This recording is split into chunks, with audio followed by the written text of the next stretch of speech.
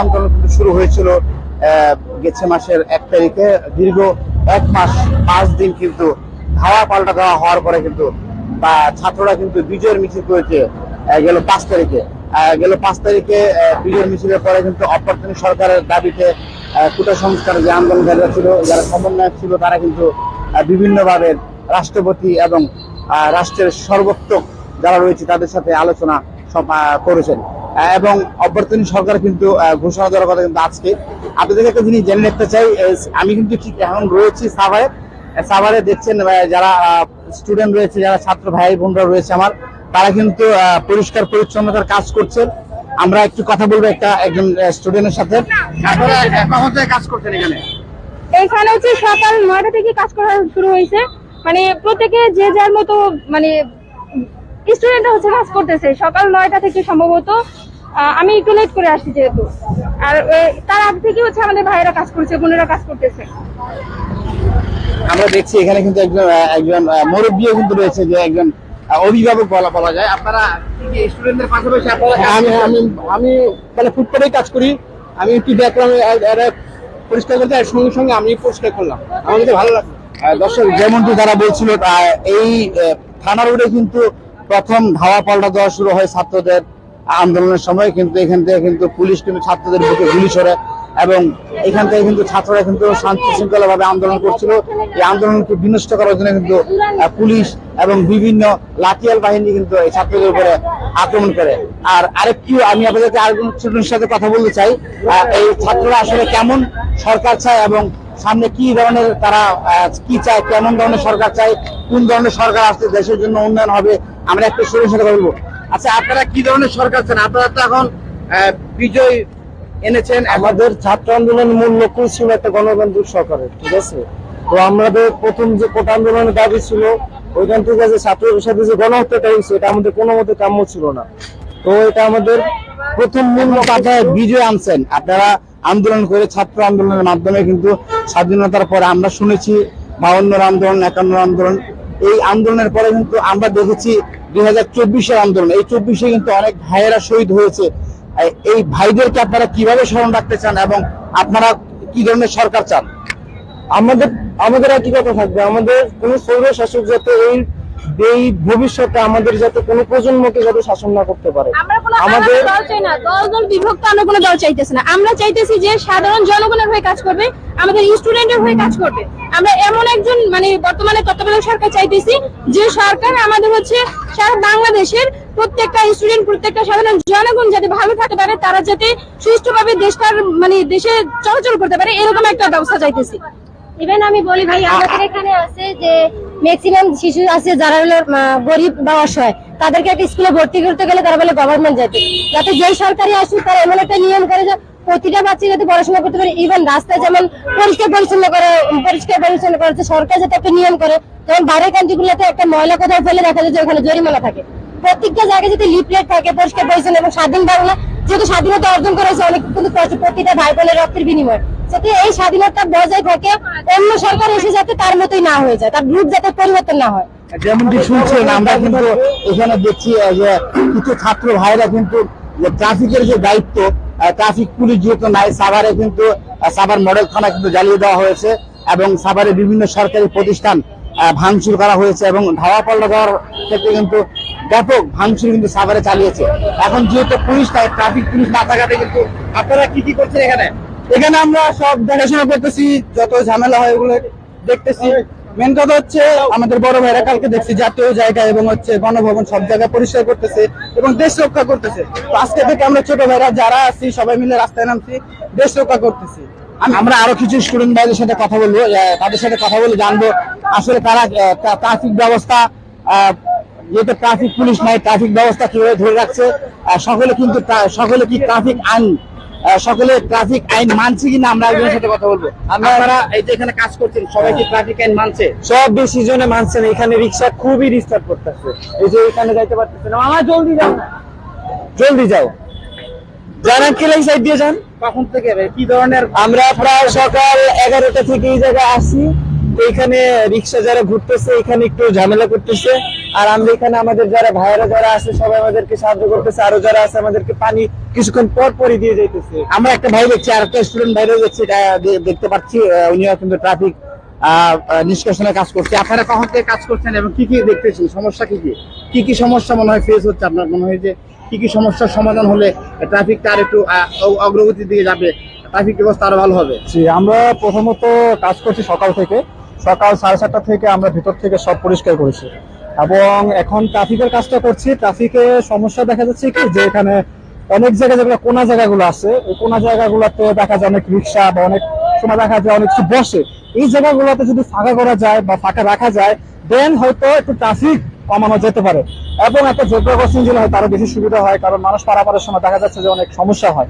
তো এই ক্ষেত্রে আমার মনে হয় কি যে এখানে জেব্রা ক্রসিং বা ওই কোনাগুলো যেগুলো কর্নারে যেগুলা রিক্সা বা মানুষ বা অনেক হকারি বসে এগুলো যদি ওখানে না থাকে তাহলে হয়তো ট্রাফিকগুলো কমানো যায় এবং রিক্সা যেগুলা 2 লাইন না করে 1 লাইনের মধ্যে যদি রাখা যায় তাহলে এটা সবচেয়ে বেশি ভালো হয় আমার মনে হয়। আচ্ছা, অনেককে দেখছি কিন্তু অনেককে আপনারা আটকাচ্ছেন হেলমেটের জন্য, কিন্তু অনেককে আবার ছেড়ে দিচ্ছেন, এটা কেন?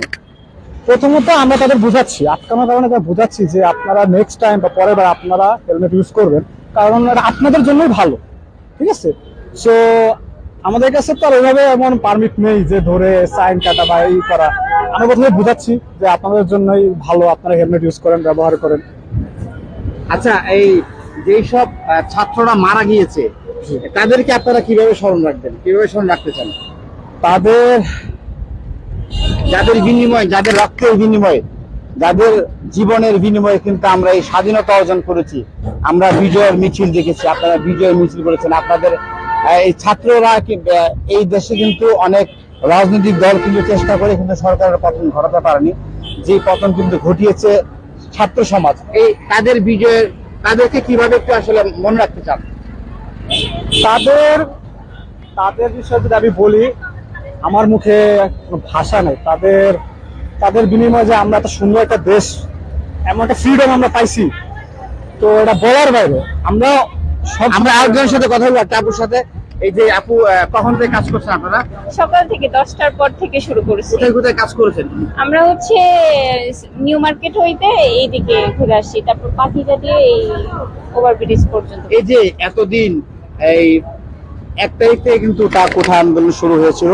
এই কোঠা আন্দোলনের মাধ্যমে কিন্তু বিভিন্ন মানুষের প্রাণ ঝরে গিয়েছে, বিভিন্ন মানুষের রক্তের, বিভিন্ন ছাত্রদের রক্তের বিনিময়ে কিন্তু এই যে স্বাধীনতা অর্জন করেছেন আপনারা, করতে পেরেছেন। আসলে স্বাধীনতা অর্জন করাটা সহজ, যতটুকু সহজ, ধরে রাখাটা কিন্তু তার চেয়ে অনেক বেশি কঠিন। কি মনে হয়, আপনারা কি এই স্বাধীনতা ধরে রাখতে পারবেন? আসলে এটা হচ্ছে একার পক্ষে কখনোই সম্ভব না। স্বাধীনতা অর্জন যেহেতু আমরা সবাই মিলে করছি, কখনোই স্টুডেন্ট একার পক্ষে সম্ভব না।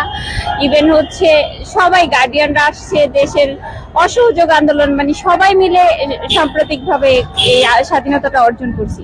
স্বাধীনতাটা রক্ষাও আমাদের সবাইকে মিলে করতে হবে।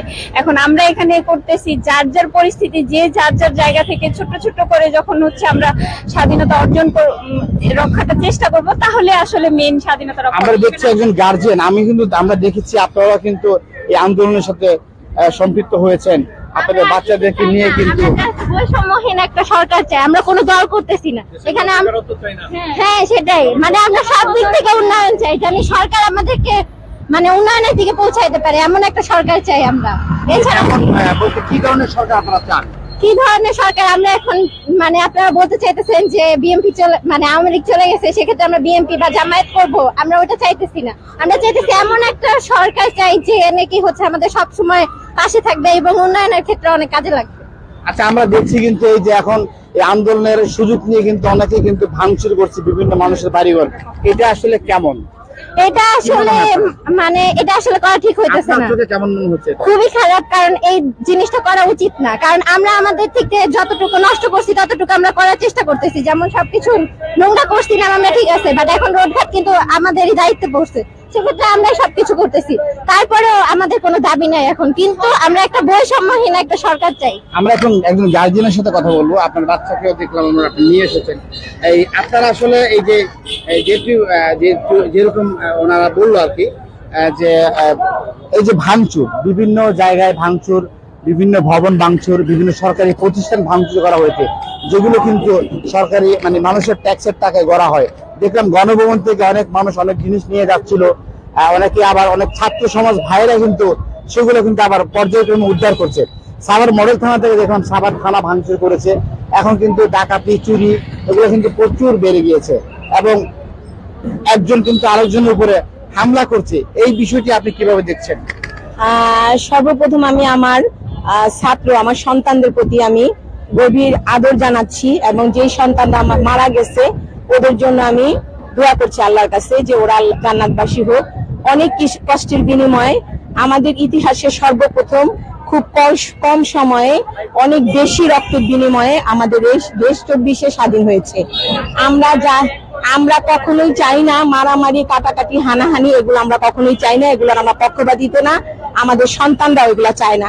এগুলা যারা করছে তারা দুষ্কৃতিকারী, তারা আমাদের দেশকে ধ্বংস করার জন্য একটা চক্রান্ত লিপ্ত হয়েছে। তারা চাচ্ছে এই মন্দির এবং কি যেন বলে অন্যান্য ধর্মাবলম্বীদের উপরে হামলা করে আমাদের দেশ যাতে বিশ্বের কাছে নিন্দনীয় হয় এবং একটা জঙ্গি সক্রিয় রাষ্ট্রে পরিণত হয় না, আমরা এটা কখনোই না। এটি কিছু দুষ্কৃতিকারী, তারা সবসময় কোন সরকারের গণ উদ্বোধনের পর এই দুষ্কৃতিকারীরা তাদের সুবিধা লোটার জন্য তারা এইসব কাজ করে থাকে। যেমনটি শুনছিলেন আপনি, এই ছাত্রদের সহযোগিতা কিন্তু জনজীবন স্বাভাবিক হয়েছে এবং যেহেতু বিভিন্ন মন্দির মসজিদ এবং বিভিন্ন ব্যবসা প্রতিষ্ঠানগুলো কিন্তু ছাত্ররা কিন্তু রাত জেগে পাহারা দিচ্ছে এবং মানুষকে স্বাভাবিকভাবে চলাচল করার জন্য কিন্তু ছাত্ররা রাস্তায় কাজ করছে এবং থানার পাশে কিন্তু দেখলাম অনেক ছাত্ররা কিন্তু থানা পাহারা দিচ্ছে। যারা ভাঙচুর করেছে তাদেরকে আর ভাঙচুর করতে দিচ্ছে না এবং বিভিন্ন ব্যবসায়িক প্রতিষ্ঠানের সামনে দেখলাম বিভিন্ন ছাত্ররা কিন্তু জড়ো হয়ে ব্যবসায়িক প্রতিষ্ঠানগুলো কিন্তু পাহারা দিচ্ছে। এবং এই সাভার থানার কথা যদি আমি বলি আপনাকে, এখানে কিন্তু একদম রণক্ষেত্র পরিণত হয়েছিল।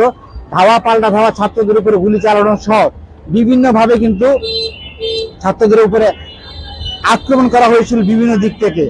এই থানার কিন্তু ৭১-এর পরে কিন্তু এই ধরনের কোনো নৃশংসতার ঘটনা কিন্তু মানুষ দেখিনি বলে আমাদেরকে জানিয়েছে সাভারের বিভিন্ন মানুষ। এই ছিল সাভারের থানার থেকে আমার কাছে সাভারের সর্বশেষ খবর।